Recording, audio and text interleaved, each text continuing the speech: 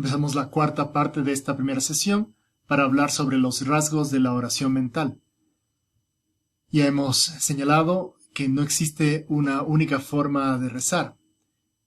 Como lo haces con unos amigos, al conversar siempre se desarrolla una forma muy personal que dependerá también de cómo es tu amigo, que tendrán puntos comunes, que les será más fácil volver sobre cosas que han vivido juntos.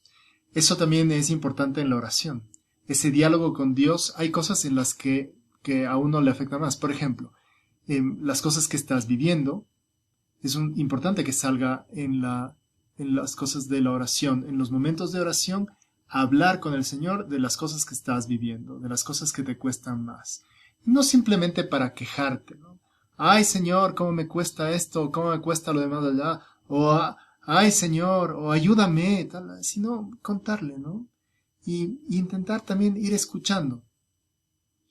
Me gusta hablar a mí con gente, recuerdo ahora un polaco con el que vivimos bastante tiempo cuando estaba estudiando teología, y él era también teólogo, y nos gustaba salir de vez en cuando a tomarnos un café o a conversar simplemente del tren, porque nos tomábamos juntos el tren, y eran unas conversaciones muy interesantes, que cada uno contaba de su vida, y bueno, y un poco de filosofar y tal. Y yo recuerdo con alegría esas conversaciones, y de hecho, las veces que he vuelto a Roma he intentado buscar su compañía para volver a conversar. No sobre los mismos temas, pero estar con él, recordar esos momentos, tener como esas cosas mínimas de compartir ayudan, esos lugares comunes. Eso es lo que tenemos que buscar también en la oración. Dios Padre, Dios Hijo, Dios Espíritu Santo, lugares comunes. Por eso, por ejemplo, es tan bonito rezar delante del Sagrario o del Santísimo expuesto. Porque ese es como un lugar común. Eso es como algo en el que ya hablábamos antes de ir a un sitio, de acompañarte. Bueno, ese es un sitio fabuloso para rezar. Ponerte delante del Señor y esperar a veces. Escuchar, simplemente estar ahí. Eso ya es rezar. Parte del problema de muchos cristianos es que creen que en la oración tienen que estar haciendo cosas. Y muchas veces no. Muchas veces la oración tendrá que ir más como la contemplación que decíamos antes, ¿no? Que es estar delante del Señor.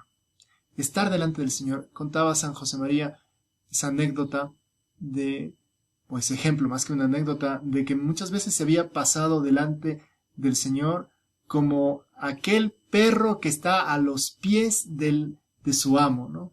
Y que de repente se le ocurre ladrar un ladrido bajito cuando se acuerda de las correrías con sus otros amigos perros. Ese animal que está a los pies del Señor, esa compañía muy grata. Eso es lo que tenemos que hacer nosotros también. Muchas veces nuestra oración será esto. Efectivamente, no existe una forma única. Tenemos que trabajar en cómo tenemos esas relaciones con Dios Padre, con Dios Hijo, con Dios Espíritu Santo. Con Dios Hijo tenemos la ventaja infinita de ir al sagrario. Dios Espíritu Santo, cuando se acerca la fiesta de Pentecostés, también es más fácil hablar con Él, sino que le tengas mucha devoción, que le busques, que intentes decirle cosas, que le pidas ayuda para cosas concretas, que te des cuenta de su manifestación en las cosas que tienes a tu alrededor. A Dios Padre también es una excelente forma de buscarle, considerar tu filiación divina. Eres hijo de Dios, eres hija de Dios. Esto es algo increíble. Parte de estos cursos, al final, la última clase, intentaremos profundizar en estas tres vertientes. Ahora simplemente tenemos como este enfoque más general. Buscar el reino de los cielos.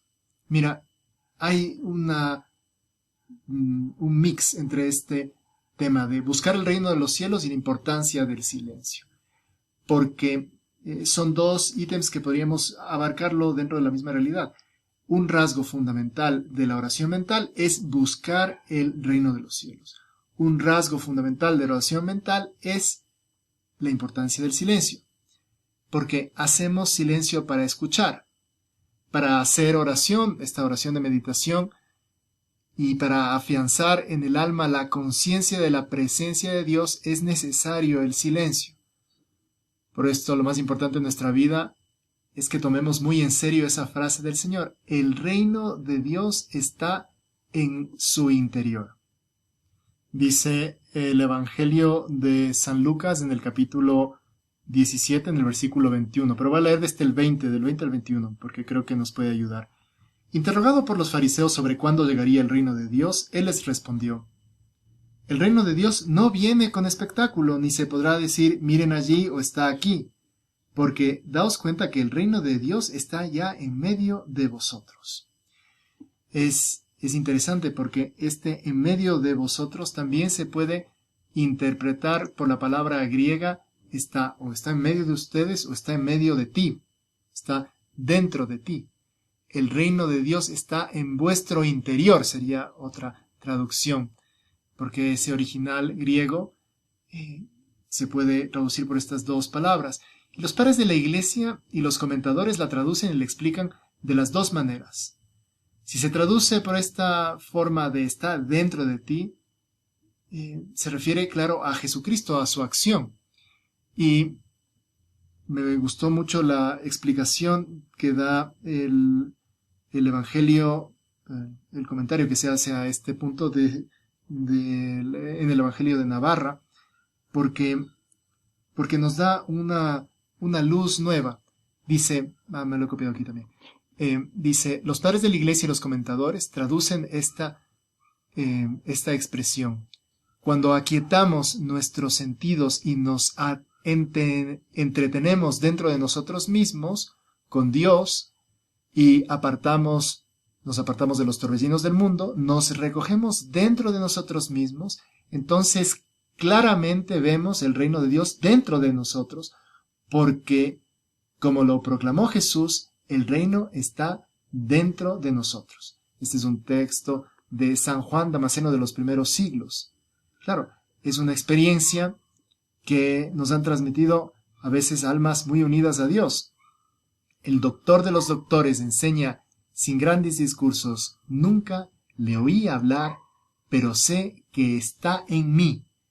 En todos los instantes me guía y me inspira, pero precisamente en el momento oportuno es cuando descubro claridades desconocidas hasta entonces. Regularmente no brillan en mis ojos en las horas de la oración, sino que en medio de las ocupaciones del día. Esto decía, en cambio, Santa Teresita, que son dos pasajes que me parece que tienen mucho que enseñarnos. San Juan Damasceno habla de la necesidad de la oración, de esa importancia del silencio, este rasgo fundamental de la oración mental, que nosotros necesitamos hacer silencio, recluirnos en un sitio. Y luego, gracias a eso, Santa Teresita nos habla de que si nosotros le damos ese espacio a él, entonces a ese doctor de los doctores nunca le oí hablar, pero sé que está en mí, está dentro de mí. Y en todos los instantes me guía y me inspira. ¿Cómo conseguir escuchar a Dios a lo largo de todo el día? ¿Cómo tener esa presencia de Dios? Pues aquí está dedicando ese tiempo a la oración, buscando realmente el reino de los cielos. Ese reino de los cielos que está dentro de mí, dedicando ese tiempo a la oración mental. Claro, todo cierra. Estos son los rasgos fundamentales de la oración. Ahora, si hemos visto cuáles son los rasgos de la oración, ahora es interesante ver también cuáles son otras cosas que en cambio nos separarían de estos rasgos de la oración. Y pensaba que esto nos podría ayudar un poco aquí. He puesto esta imagen de una chica haciendo yoga, porque la oración mental en cambio no es esto. La oración mental no es encontrar el vacío, buscar como el nirvana vacilón, le dicen, ¿no? O sea, de que uno es de descanso total, de encuentro con, no sé, ¿no? Con el nil, con el nada, ¿no? Estar en un sitio de relajación total. No, esto no es la oración. No es como el yoga. De hecho, es interesante, pero el yoga tiene también algunas cosas que son un poco peligrosas, ¿no?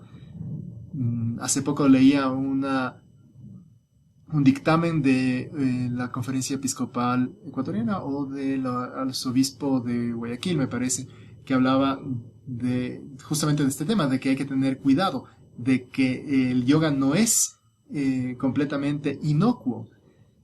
Y entonces empecé a investigar un poco y llegué a un texto de Benedicto XVI que me pareció bastante interesante y que quisiera compartir con ustedes. Digamos que la oferta de estas religiones orientales habla, esta era Ratzinger, o sea, el cardenal Ratzinger, en una entrevista a 30 Giorni, que es una revista famosa italiana, le preguntan sobre este punto y responde lo siguiente. Digamos que la oferta de estas religiones orientales se mueve en diferentes niveles. Existe un yoga reducido a un tipo de gimnasia. Se ofrece algún elemento que proporciona ayuda para, por ejemplo, el relajamiento del cuerpo. Si bien el yoga está realmente reducido a un tipo de gimnasia, o sea, a un movimiento exclusivamente místico, se podría aceptar. Pero repito, para hacerlo tendrá que estar realmente reducido a un puro ejercicio de relajación física, aislado de todo elemento ideológico. Por ejemplo, el repetir formas como el om, om, om. Esto no es propiamente la oración cristiana. Y según lo que dice aquí el Papa, no es algo que beneficia al alma. ¿Quieres hacer ejercicios? ¿Quieres relajar el cuerpo porque te viene bien? Porque has encontrado que esa es tu forma de... Bueno, muy bien, pero ten cuidado de diferenciar muy bien las cosas. Porque primero, eso no es oración mental. El yoga no es oración mental. Y luego, si se queda como una técnica de respiración profunda, de ayudar a... Bueno, puede ser interesante, pero no cuando ya empezamos a meterle una serie de elementos que nos llegan o adorar a otras divinidades o a cambiar un poco la forma de ser. Dice el Papa Francisco, bueno, el Papa todavía Benedicto, sobre este punto hay que estar muy atentos de no introducir en lo que sería mera preparación física una determinada visión del hombre, del mundo, de la relación de Dios y el hombre.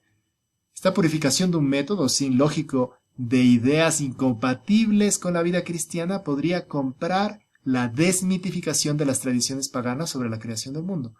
Como por ejemplo, en el primer capítulo del Génesis, en el que el sol y la luna, grandes divinidades del mito, están reducidas a lámparas creadas por Dios.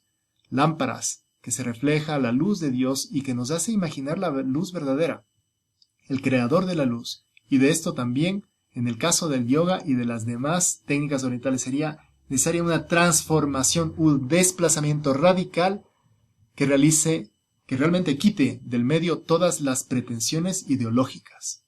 Con lo cual, atentos, porque el yoga no es una cosa que sea la oración cristiana. Tampoco, es el punto número 2. Ahora el punto número 3.